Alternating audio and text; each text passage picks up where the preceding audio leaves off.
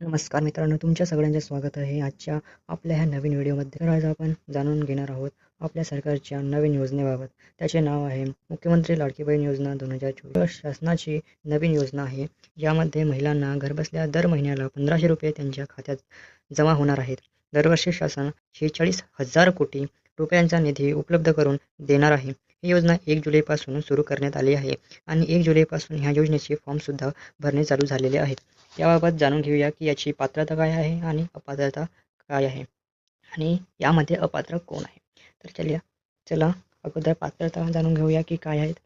यामध्ये वय 21 ते 60 वर्ष असायला पाहिजे आणि महाराष्ट्रामध्ये तो महाराष्ट्राचा रहिवासी असणे गरजेचे आहे.